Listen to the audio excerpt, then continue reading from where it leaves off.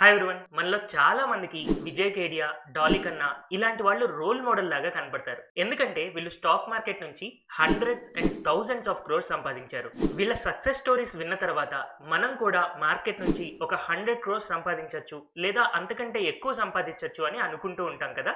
And అలాగే ఇలా సంపాదించడం కోసం మనం కూడా విజయ్ కేడియా ఏ స్టాక్స్ లో కొన్నారు, డాలీ కన్నా ఏ స్టాక్స్ కొన్నారు, వాటిని హోల్డ్ చేసుకుంటే మనం కూడా వాళ్ళలాగా గ్రో అవుతాం అని అనుకుంటారు. కానీ నిజం ఏంటంటే వాళ్ళ పోర్ట్ఫోలియోలో స్టాక్స్ కనుక మనం కొంటే వాళ్ళలాగా రిటర్న్స్ రావు. ఎందుకంటే వాళ్ళు ఒక స్టాక్ ని కొన్నా అమ్మినా మనకి కొంచెం లేట్ గా తెలుస్తుంది. అండ్ ఇన్ఫాక్ట్ వాళ్ళు ఒకవేళ ఒక పర్టికులర్ కంపెనీలో 1% కంటే తక్కువ వాటా కొంటే అలాంటి కంపెనీల గురించి మనకు అసలు తెలియదు. సో బ్లైండ్ గా వాళ్ళ పోర్ట్ఫోలియోలోని స్టాక్స్ ని కనుక కొనుక్కుంటే మనం కూడా వాళ్ళలాగా రిటర్న్స్ వస్తాయి అని అనుకుంటే అది కరెక్ట్ కాదు. అందుకే నేను నిన్న లాస్ట్ 3 వీడియోస్ లో వాళ్ళు అసలు స్టాక్స్ ని ఎలా పిక్ చేసుకుంటారు అని వాళ్ళ స్టైల్ ని ఎక్స్ప్లెయిన్ చేశాను. వాళ్ళు టర్న్ అరౌండ్ కంపెనీస్ ని ఎలా సెలెక్ట్ చేసుకుంటారు, ఒక కంపెనీ లాసెస్ లో ఉన్నా కూడా డేర్ చేసి ఎలా కొంటారు, అండ్ వాళ్ళు ఒక కంపెనీలో ఇన్వెస్ట్ చేయడానికి ఎలాంటి ట్రిగ్గర్స్ చూస్తారు, ఇలాంటివన్నీ ఎక్స్ప్లెయిన్ చేశారు. ఇదంతా కూడా ఆ ఇన్వెస్టర్స్ యొక్క స్టైల్ అవుతుంది. కానీ ఈ స్టైల్ నేర్చుకుంటే వాళ్ళలాగా స్టాక్ సెలెక్ట్ చేసుకోగలుగుతాం, కానీ కొన్ని సంవత్సరాల పాటు హోల్డ్ చేసుకోలేము. ఒకసారి మీరే లాజికల్ గా ఆలోచించండి. ఒక స్టాక్ 10 రెట్లు అవ్వాలి లేదా 20 రెట్లు అవ్వాలి,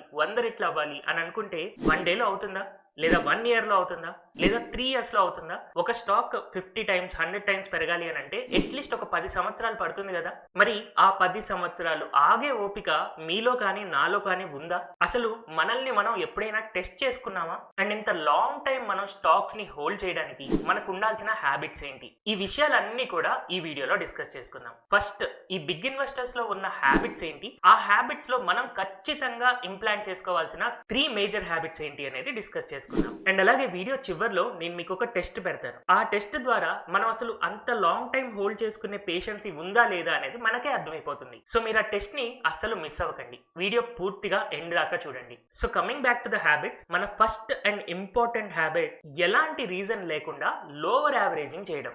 జనరల్ గా మీరు ఆల్రెడీ కొన్ని స్టాక్స్ లో ఇన్వెస్ట్ చేసి ఉంటారు కదా. ఫర్ ఎగ్జాంపుల్, మీరు ఒక స్టాక్ ని 100 రూపీస్ లో బై చేశారనుకోండి. అలాంటప్పుడు అది 90కో 80కో పడినప్పుడు మన మైండ్ కి ఏ థాట్ వస్తుంది? ఇప్పుడు నేను ఇంకొంచెం షేర్స్ కనుక యావరేజ్ చేసుకుంటే నా యావరేజ్ ప్రైస్ అనేది 95కి 90కి ఇలా పడిపోతుంది, కాబట్టి రేపటి రోజున మార్కెట్ రికవరీ అయినప్పుడు మంచి ప్రాఫిట్స్ వస్తాయి అని చెప్పి మనం ఆలోచిస్తాం. ఇలా ఆలోచించడంలో జనరల్ గా ఎలాంటి తప్పు లేదు. కానీ బిగ్ ఇన్వెస్టర్స్ బ్లైండ్ గా ఇలా ప్రైస్ ని చూస్తూ ఎలాంటి డెసిషన్లు తీసుకోరు. వాళ్ళు జనరల్ గా ఒక స్టాక్ లో ఎప్పుడు యావరేజ్ చేస్తారో తెలుసా? ఫస్ట్ వాళ్ళు ఒక కంపెనీని సెలెక్ట్ చేసుకునేటప్పుడు ఎందుకు కొంటున్నారు అనే ట్రిగ్గర్ గురించి, ఆ బిజినెస్ యొక్క ఫ్యూచర్ గ్రోత్ గురించి ఒక అజంప్షన్ పెట్టుకుంటారు. ఇన్ కేస్ ఆ అజంప్షన్ కంటే ఆ కంపెనీ ఇంకా బాగా పర్ఫామ్ చేస్తుంది అని అనుకోండి, అలాంటప్పుడు యావరేజ్ చేస్తారు. అదే ఒకవేళ ఆ కంపెనీ అంతకు ముందు వీళ్ళు అనుకున్న దానికంటే తక్కువ పర్ఫామ్ చేస్తుంటే ఖచ్చితంగా యావరేజ్ చేయరు. సో యాక్చువల్ గా వాళ్ళు యావరేజ్ చేసే టైంకి బిజినెస్ పర్ఫార్మెన్స్ ఎలా ఉందో చూస్తారే తప్ప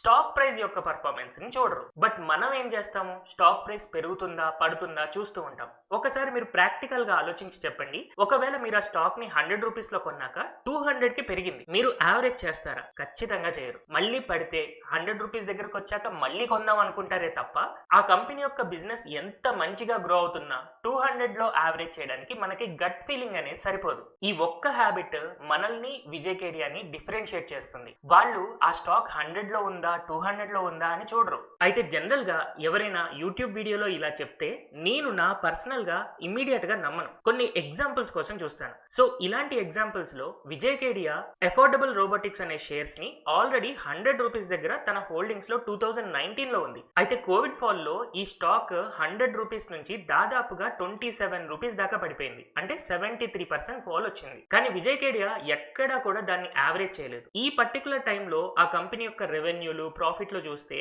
ఆ బిజినెస్ పడిపోతూ ఉంది. కానీ 2021 నుంచి మార్కెట్ లో ఎప్పుడైతే రికవరీ వచ్చి ఈ షేర్ రివర్స్ అయ్యి 150 దాకా వెళ్ళిన తర్వాత దాని ఫండమెంటల్స్ అబ్జర్వ్ చేస్తే కంపెనీ యొక్క బిజినెస్ గ్రోత్ అనేది పెరగడం స్టార్ట్ అయింది. ఎగ్జాక్ట్ గా అప్పుడే విజయ్ కేడియా మళ్ళీ దాన్ని కొనడం స్టార్ట్ చేశారు. 150, 200 లెవెల్స్ దాకా ఆ స్టాక్ ని అక్యుములేట్ చేసుకుంటూనే ఉన్నారు. సో ఇక్కడ విజయ్ కేడియా యొక్క హ్యాబిట్ అబ్జర్వ్ చేశారా?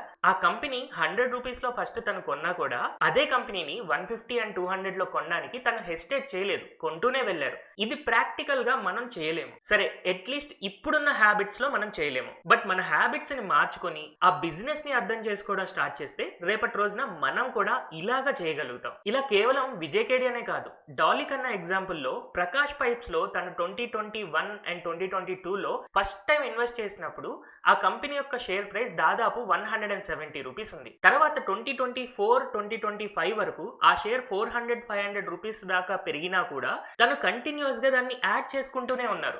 ఎవ్రీ ఇయర్ మనం అబ్జర్వ్ చేస్తున్నప్పుడు తను 170లో కొన్నారు, 250లో కొన్నారు, 400లో కొన్నారు, దాదాపు 450 రూపీస్ ప్రైస్ లో కూడా కొన్నారు. మళ్ళీ ఎప్పుడైతే ఆ బిజినెస్ 2025లో డౌన్ అవడం స్టార్ట్ అయిందో అప్పుడు మాత్రమే ఎగ్జిటింగ్ కి ప్లాన్ చేశారు. సో ఇక్కడ క్లియర్ గా వాళ్ళ హ్యాబిట్ ఏంటి, ఆ స్టాక్ ప్రైస్ ఎలా మూవ్ అవుతుంది అనేది వాళ్ళు పట్టించుకోవట్లేదు. కేవలం ఆ బిజినెస్ గ్రోత్ అనేది వాళ్ళు అనుకున్నట్టుగా ఉందా లేదా అనేది మాత్రమే ఆలోచిస్తున్నారు. సో మనం కూడా చేయాల్సింది ఏంటి, ఆ హ్యాబిట్ ని డెవలప్ చేసుకోవాలి. ఆ హ్యాబిట్ ని డెవలప్ చేసుకోకుండా కేవలం ప్రైస్ ని మాత్రమే చూస్తూ ఉంటే ఎప్పటికీ కూడా మనం మనలాగే ఉండిపోతాం. మన నెక్స్ట్ 30 years కోసం పెట్టుకున్న టార్గెట్స్ 100 crores 1000 crores అవి ఎప్పుడు ప్రొలాంగ్ అయిపోతూనే ఉంటాయి. మన డ్రీమ్స్ లాగానే ఉండిపోతాయి. సో ఇప్పుడు చెప్పండి, మీరు ఒక స్టాక్ పడుతుంటే లోవర్ యావరేజింగ్ చేస్తారా లేదా పెరుగుతుంటే అప్పర్ యావరేజింగ్ చేస్తారా? ఈ క్వశ్చన్ కి ఆన్సర్ మీరు ఎయిదర్ లోవర్ యావరేజింగ్ లేదా అప్పర్ యావరేజింగ్ ఏది చెప్పినా కూడా రాంగ్ ఆన్సరే. ఎందుకంటే స్టాక్ ప్రైస్ పెరుగుతుందో లేదా పడుతుందో అన్న దాని వల్ల మనం యావరేజ్ చేయకూడదు. మనం ఫస్ట్ టైం అనాలిసిస్ చేసినప్పుడు ఆ బిజినెస్ గ్రోత్ ఎక్స్పెక్టేషన్ ఏంటి, ఆ ఎక్స్పెక్టేషన్ కంటే బెటర్ గా కంపెనీ బిజినెస్ పర్ఫార్మ్ చేస్తుంటే యావరేజ్ చేయాలి. అది పెరిగినా లేదా పడినా. లేదు ఒకవేళ తక్కువ పర్ఫార్మెన్స్ చేస్తుంది అని అంటే అలాంటప్పుడు యావరేజ్ చేయకూడదు. ఇది మన యాక్చువల్ చేంజ్ ఆఫ్ హ్యాబిట్ అవ్వాలి. హోప్ ఈ హ్యాబిట్ మీకు కరెక్ట్ గా అర్థమైంది అని అనుకుంటూ నెక్స్ట్ సెకండ్ హ్యాబిట్, ఒక స్టాక్ ని లాంగ్ టర్మ్ హోల్డ్ చేసుకోవడం. యాక్చువల్ గా ఈ హ్యాబిట్ ని బెటర్ చేసుకోమని చెప్పడం చాలా ఈజీ, కానీ ప్రాక్టికల్ గా ఫాలో అవడం చాలా కష్టం. ఎందుకంటే ఒక పర్టికులర్ స్టాక్ మనం 100 రూపీస్ లో కొని ఎప్పుడైతే ఒక 20% పడిపోయి 80 రూపీస్కి వచ్చిందో అలాంటప్పుడు నో డౌట్ మనలో చాలా మంది భయపడతారు. అదే స్టాక్ 40-50% పడిపోతే ఇంకా చాలా భయపడతారు. కానీ విజయ్ కేడియా లాంటి ఇన్వెస్టర్లకి, డాలీ కన్నా లాంటి ఇన్వెస్టర్లకి స్టాక్ మార్కెట్ లో ఒక పర్టికులర్ స్టాక్ 50% పెరగడం ఎంత కామనో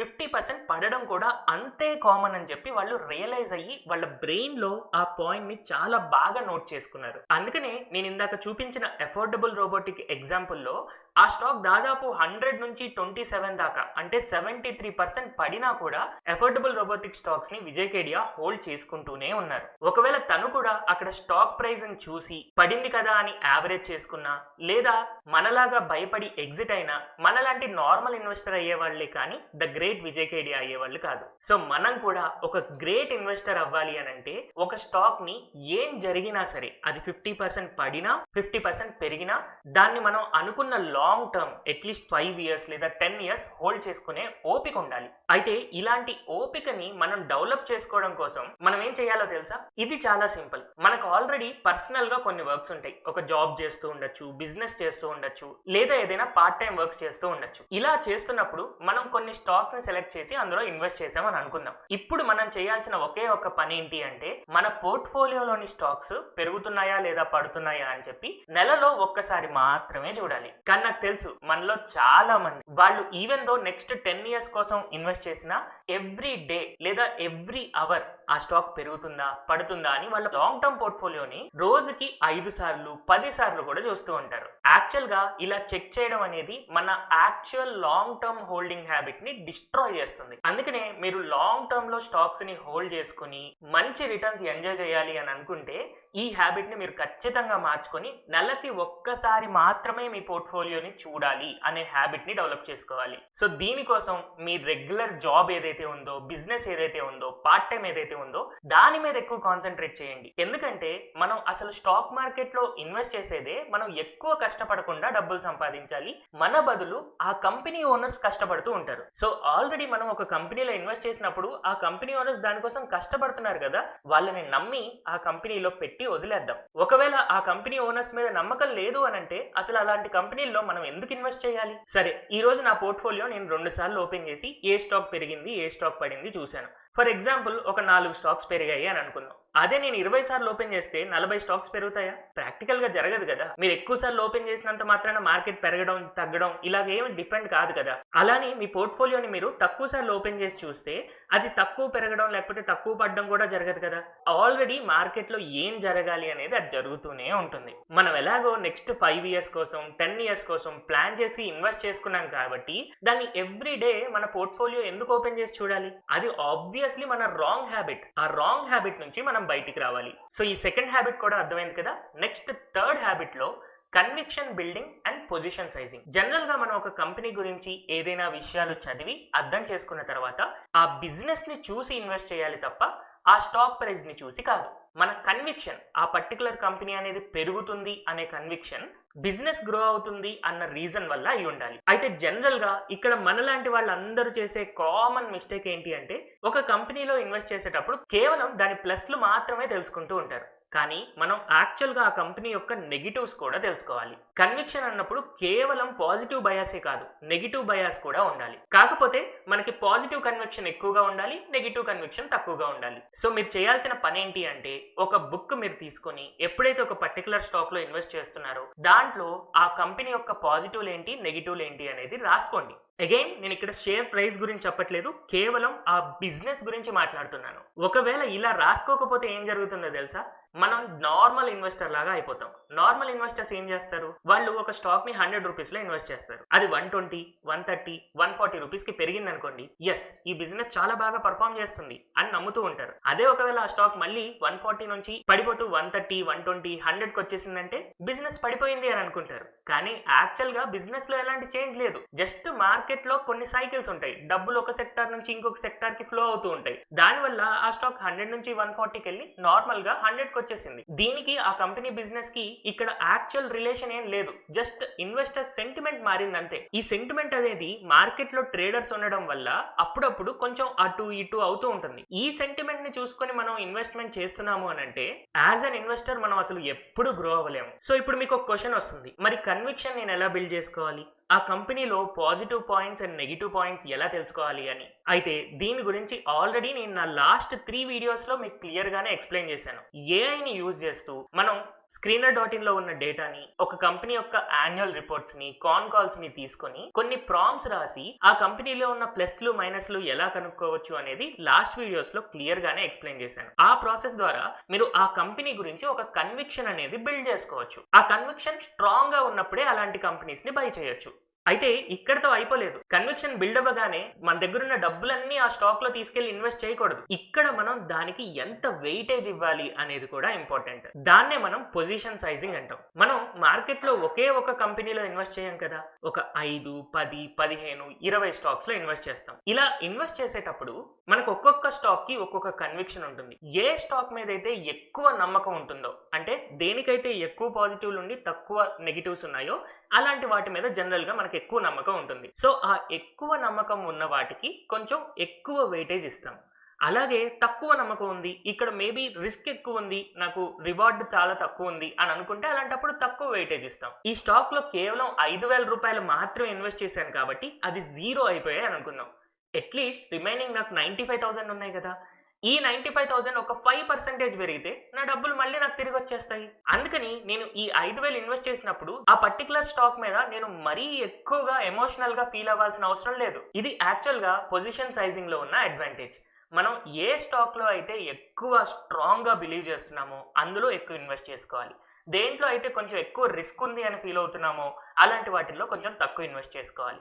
ఇలా మన పోర్ట్ఫోలియో యొక్క పొజిషన్ సైజింగ్ గురించి మనం నేర్చుకోవాలి. సో అందుకని మనకి ఈ హ్యాబిట్ లో conviction building and position sizing అనేది చాలా ఇంపార్టెంట్ అని మీకు అర్థమై ఉంటుంది. సో ఇప్పుడు మన సెల్ఫ్ టెస్ట్ గురించి మాట్లాడుకుందాం. ఈ సెల్ఫ్ టెస్ట్ లో నా ఫస్ట్ క్వశ్చన్ ఏంటి అంటే, మీరు ఒక స్టాక్ ని కొన్నారు, ఎందుకు కొన్నారు అనేది ఒక్క లైన్ లో చెప్పండి. ఒకవేళ మీరు గనక ఇలా ఆన్సర్ చేస్తున్నారు, నేను ఈ స్టాక్ ని 100 రూపాయల్లో కొన్నాను, ఇది 200, 300, 500కి పెరుగుతుంది అని, అసలు ఈ ఆన్సర్ వ్యాలిడే కాదు. మీరు ఆ కంపెనీని కొన్నప్పుడు ఏ రీజన్స్ వల్ల ఆ కంపెనీ పెరుగుతుంది అనేది మీ మెయిన్ పాయింట్ ఆఫ్ లైన్ అవ్వాలి. ఒకవేళ అలా గనక మీరు చెప్పలేకపోతున్నారు అని అంటే మీకు కన్విక్షన్ లేదు అని. సో కన్విక్షన్ లేకుండా ఇన్వెస్ట్ చేస్తే ఆబ్వియస్ గా ఆ స్టాక్ లో మాక్సిమం రిటర్న్స్ మీరు తీసుకోలేరు. నెక్స్ట్ సెకండ్ క్వశ్చన్, మీరు కొన్న ఒక కంపెనీ 30% పడిపోయింది అని అనుకోండి. అలాంటప్పుడు మీరేం చేస్తారు? ఇలా నేను చెప్పగానే మీ మైండ్‌లోకి ఒక థాట్ వచ్చింది అని అనుకోండి. నేను దాన్ని యావరేజ్ చేస్తాను. లేకపోతే మేబీ 30% పడింది అనంటే అది మంచి కంపెనీ కాదేమో, అమ్మేస్తాను. ఇలాంటి ఫీలింగ్ వచ్చింది అనంటే మీరెప్పటికీ ఇన్వెస్టర్ కాలేరు.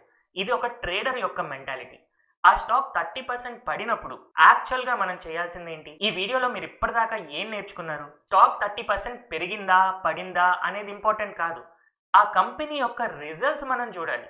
ఆ కంపెనీ మనం అంతకుముందు ఏదో గ్రోత్ ఎక్స్‌పెక్టేషన్స్ పెట్టుకుంటాం కదా! అదే సేమ్ ఎక్స్‌పెక్టేషన్స్‌తో మూవ్ అవుతుందా?